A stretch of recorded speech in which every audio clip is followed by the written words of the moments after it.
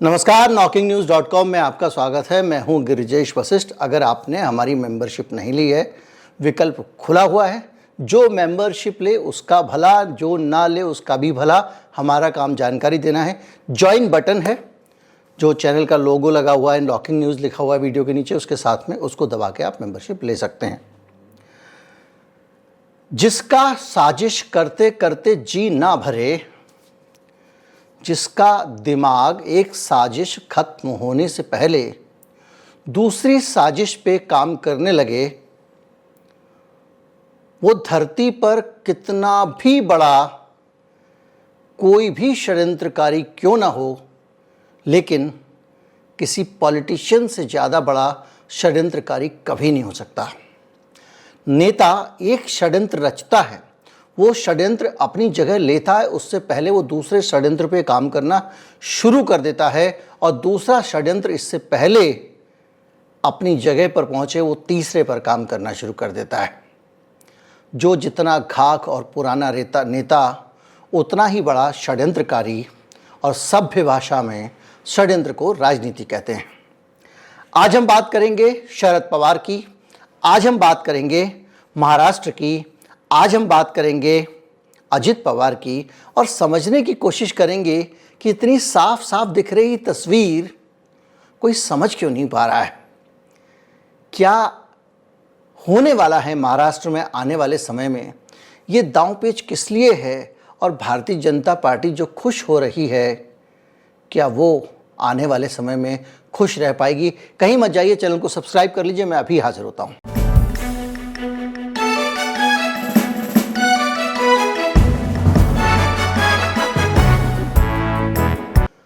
चाल पे चाल, चाल पे चाल, चाल पे चाल, और एक नई चाल कल आ गई सामने। अजित पवार 40 लोगों का गैंग लेकर उप मुख्यमंत्री बन गए। वो 3-4 बार बन चुके थे, फिर अपने कदम वापस खींच चुके थे। अब इस पे 2-3 विचार सामने आ रहे हैं, 2-3 क्या कई तरह के आ रहे हैं। और ये विचार कहते हैं, कुछ लोग कहते हैं कि ये जो कुछ है ये शरद पवार का ही किया धरा है, वो पर्दे के पीछे से खेल खेल रहे हैं। कुछ लोग कहते हैं कि शरद पवार को बुढ़ापे में अजित पवार ने धोखा दे दिया। कुछ लोग बताते हैं उनका अपमान हुआ था, कुछ लोग बताते हैं उनके साथ ये हुआ था। बहुत सारी कहानियां हैं, लेकिन मोटा मोटा सीधा गणित जो दिखाई पड़ता है वो गणित कुछ और कहता है। महाराष्ट्र में क्या बीजेपी की सरकार, एकनाथ शिंदे की सरकार स्थायी थी? मैं पहले ही वीडियो बना चुका हूं, करीब 9 महीने पहले, कि एकनाथ शिंदे की सरकार गिरेगी ज़रूर, भले अभी नहीं तो बाद में गिरती है। मैंने ऐसा किस लिए कहा था? ऐसा इसलिए कहा था क्योंकि एकनाथ शिंदे बहुत सारे तंत्रों में उलझे हुए थे। इन्होंने नई नई सरकार बनाई, अपने कुछ मंत्री बना लिए, और मंत्रिमंडल किसी तरह से गठबंधन पे आगे बढ़ गए, लेकिन मंत्रिमंडल का विस्तार नहीं कर पा रहे थे। और इसलिए नहीं कर पा रहे थे क्योंकि जिन जिन को आप पार्टी छुड़वा कर लाए थे, जिन जिन का दल बदल कराया था, वो अटैचियों में मानने वाले तो थे नहीं। सबको पद चाहिए था और ज़्यादातर उसमें मंत्री बनना चाहते थे, या कैबिनेट मंत्री के स्तर का किसी बोर्ड या निगम का अध्यक्ष बनना चाहते थे। बोर्ड और निगम के अध्यक्ष बनाने की सीमा होती है, उसी प्रकार मंत्रिमंडल की भी सीमा होती है। किसी राज्य के कुल सदस्य जो हैं विधानसभा के, उनके 15% से ज़्यादा आप मंत्री नहीं बना सकते। ये रिफॉर्म करके मनमोहन सिंह की सरकार चली गई। अब क्या होगा?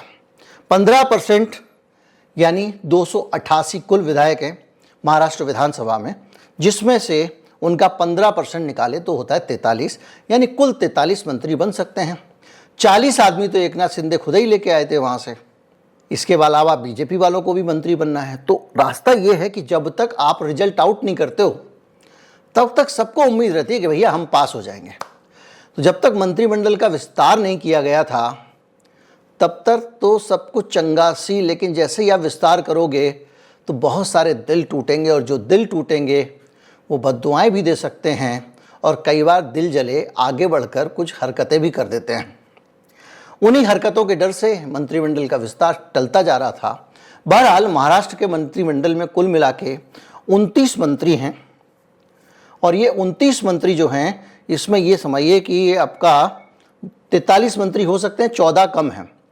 तो 14 अभी और बन सकते हैं। तो जो 29 मंत्री हैं, और अब बल्कि अजित पवार जब आए हैं उससे ठीक पहले इन्होंने 8-8 मंत्री अपने बना दिए थे और सबने बराबर बराबर मंत्रिमंडल बांट लिए हैं। अब मसला यह है कि जो पहले एकनाथ शिंदे वाले 40 थे उनको ही आप नहीं संतुष्ट कर पा रहे थे, उनको ही आप मंत्री नहीं बना पा रहे थे, ये और 40 आ गए। तो इसमें संतुष्ट ज़्यादा रहने वाले हैं या असंतुष्ट ज़्यादा रहने वाले हैं? इसमें कितने ऐसे रहने वाले हैं जिनको इस बात का अफसोस रहेगा कि हम शरद पवार को छोड़कर यहाँ आ तो गए, अगले चुनाव का भरोसा नहीं, मुकाबला शरद पवार जैसे तेज दिमाग के आदमी से है, गिरा दे पटक दे क्या कर दे पता नहीं। तो अब हमने इतना बड़ा रिस्क लिया है तो भैया कुछ तो उसके बदले में मिलना चाहिए। और ये सवाल शरद पवार वाले भी पूछ रहे हैं, तो उधर उद्धव ठाकरे को जो छोड़कर आए हैं उनके दिमाग में भी है। सरकार में तो आ गए, वोट मांगने जाओगे तो क्या लोग एकनाथ शिंदे को पूछेंगे, उनके मंत्रिमंडल को पूछेंगे?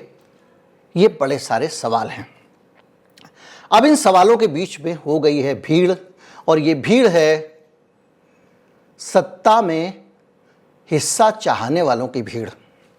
एक अनार 100 बीमार। अब इन सारी चीज़ों के बीच में कितने दिन ये सरकार टिक पाएगी ज़रा सोचिए। माना जांच है, माना ईडी है, माना दूसरी चीज़ें हैं, लेकिन शरद पवार भी तो है। अब मैं आपको बताता हूं कि इस पूरे गणित के बीच में शरद पवार का गणित क्या हो सकता है। क्या ये संभव है कि अजित पवार शरद पवार के मार्गदर्शन में ही सारा काम कर रहे हों? पहले भी वो ये कर चुके हैं, पहले भी वो जा चुके हैं और चालबाजी में लौट के आ चुके हैं।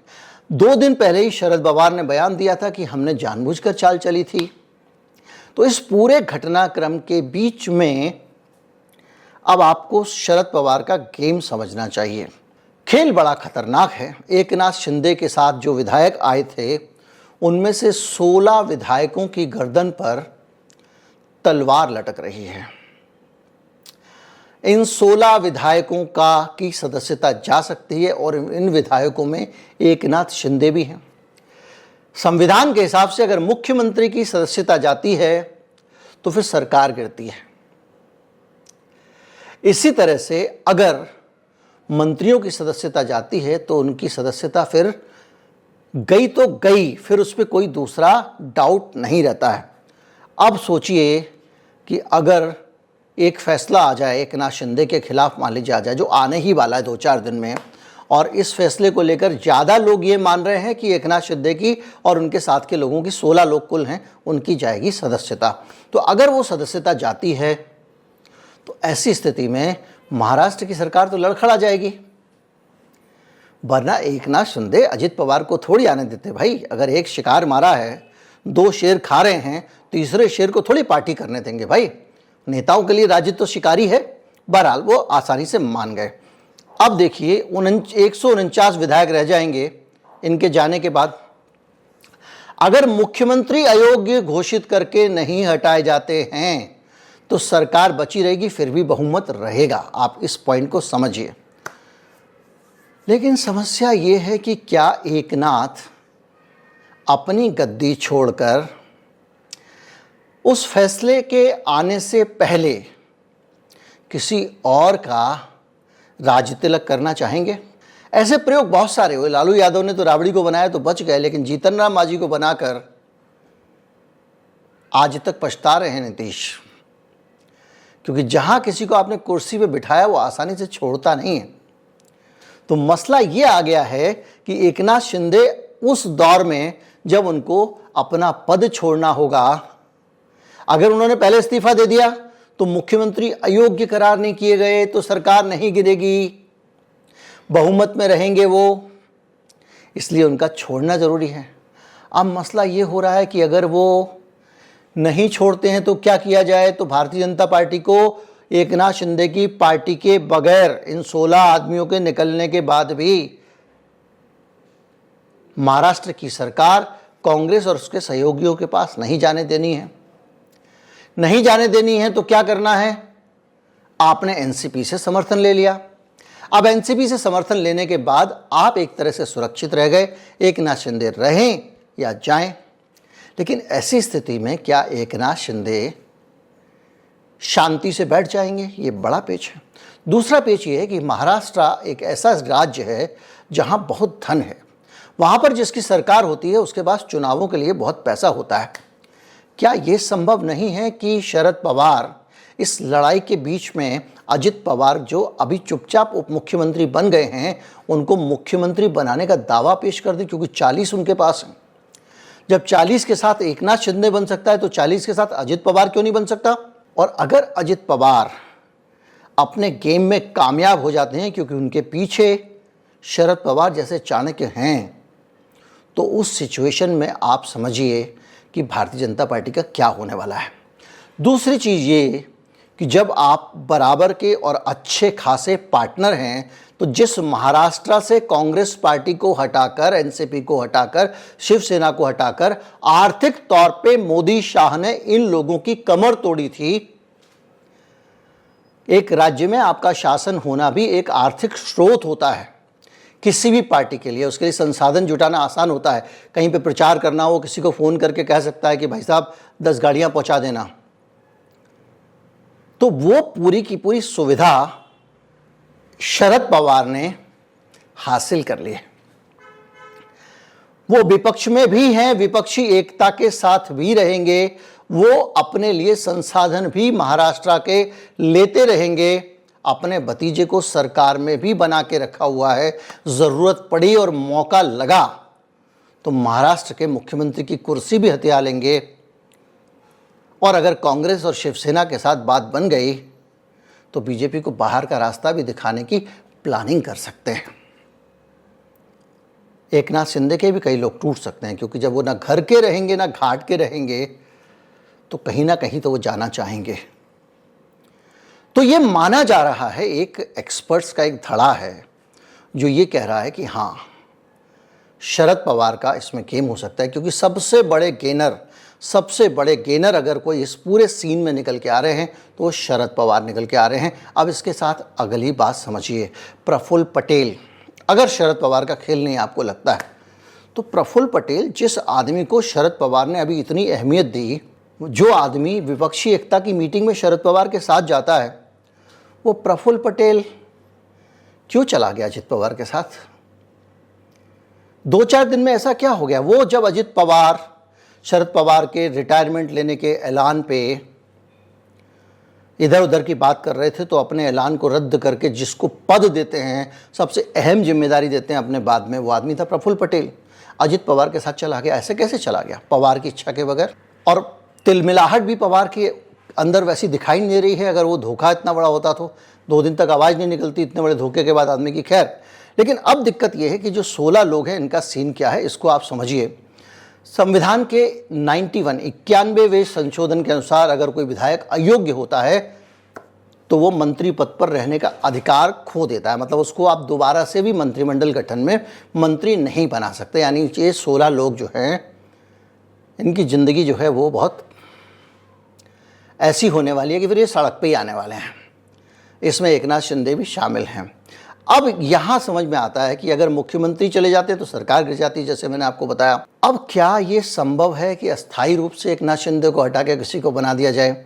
जो हालात दिख रहे हैं जिसमें सब एक दूसरे के खंजर लेकर बैठे हुए पीठ में मारने के लिए, उसमें क्या एकनाथ शिंदे के पास ये अवसर है? अगर वो नहीं छोड़ेंगे तो सरकार गिरेगी। तो क्या एकनाथ शिंदे ये सोचेंगे कि भाई नाम मैं खाऊंगा ना खाने दूंगा, खाएंगे नहीं तो फैला देंगे, और वो अपनी तरफ से सरकार को बलिदान कर देते हैं?